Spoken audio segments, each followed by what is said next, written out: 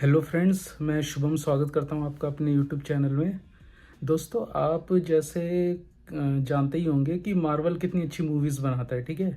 उसमें आप सबके फेवरेट आयरन मैन, थॉर, लोकी, है ना, ओडिन, इन सबको तो आप जानते ही हैं। और जैसा आपको पता है कि थॉर, लोकी और ओडिन जो है वो नॉर्स माइथोलॉजी के गॉड्स हैं, ठीक है। तो उन्हीं से जुड़े हुए आपको एक इन्फॉर्मेशन दूंगा।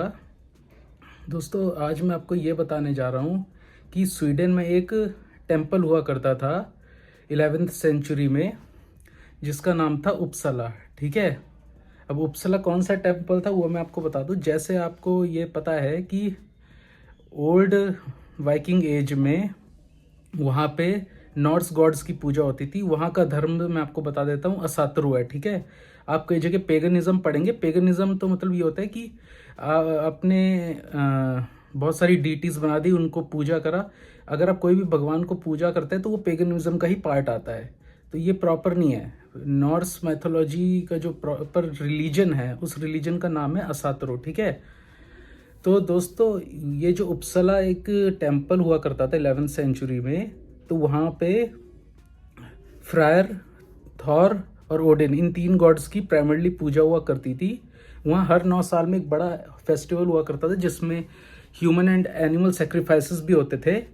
और स्कैंडिनेवियन कंट्रीज से, आपको तो पता ही है स्कैंडिनेवियन कंट्रीज कौन सी है, स्वीडन, नॉर्वे, डेनमार्क, ये 3 कंट्रीज आती हैं, ठीक है। तो यहाँ 3 कंट्रीज से बहुत सारे वाइकिंग्स हो गए और भी कॉमन पीपल जो हो गए, वहाँ के सिविलियंस, वो सब आते थे, ठीक है। वो एक रिलीजियस हब था, एक तरह से आप कह सकते हैं कि पिलग्रिमेज साइट थी, ठीक है, ओल्ड नॉर्स रिलीजन की, ठीक है। तो ये हुआ कि 11वीं सेंचुरी में इसका डिस्ट्रक्शन हो गया था। डिस्ट्रक्शन किसने करा था? उसका नाम था इंगे द एल्डर ने, ठीक है। एक्चुअली 11वीं सेंचुरी आने तक वहाँ पे क्रिश्चियनिटी बहुत फैल रही थी। तो वहाँ के राजा जो इंगे द एल्डर थे, उन्होंने कन्वर्ट कर दिया था खुद को क्रिश्चियनिटी में, ठीक है। और उन्होंने फिर पूरा क्रिश्चियनिटी वहाँ पे फैलाया था।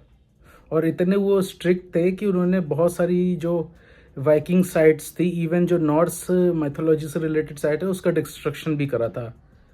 बीच में ऐसा भी हुआ था कि इंगे द एल्डर को ओवरथ्रो कर दिया गया था और उनकी जगह ब्लॉड स्वन आए थे, वो एक राजा आए थे। बट इंगे द एल्डर वापस आए, उन्होंने ब्लॉड स्वन जो राजा है उनको हराया और उनको मार भी दिया।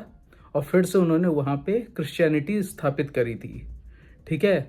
क्योंकि ऐसा हुआ था ना कि आफ्टर 10th सेंचुरी क्रिश्चियनिटी, बहुत सारे जो पेगन, जो ओल्ड यूरोप में जो कबीले रहते थे पुराने समय से, उन वो सब क्रिश्चियनिटी में कन्वर्ट हो रहे थे।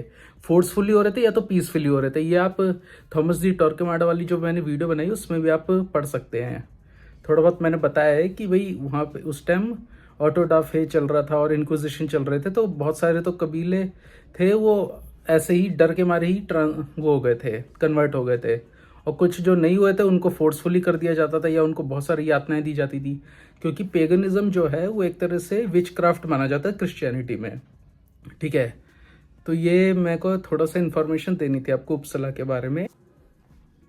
उसके साथ साथ मैं आपको ये भी बताना चाहता हूँ कि जो उपसला का टेम्पल है अब एग्जिस्ट नहीं करता है, क्योंकि 11वीं सेंचुरी में ही उसका डिस्ट्रक्शन हो गया था और उसकी जगह चर्च को बना दिया गया था। किसने बनवाया था? इंगे द एल्डर ने, ठीक है। उन्हीं को ही ये श्रेय दिया जाता है कि भाई जो भी स्कैंडिनेवियन कंट्रीज थी, स्पेशली स्वीडन जो था, वहाँ पे जो क्रिश्चियनिटी आई वो इंगे द एल्डर की वजह से ही आई है, ठीक है। और उन्होंने बहुत सारे जो ओल्ड नॉर्स रिलीजियस साइट्स थी उसका डिस्ट्रक्शन करके वहाँ चर्च या फिर कोई बेरियल या फिर और कुछ चीज़ें कंस्ट्रक्ट कर दी थी, ठीक है।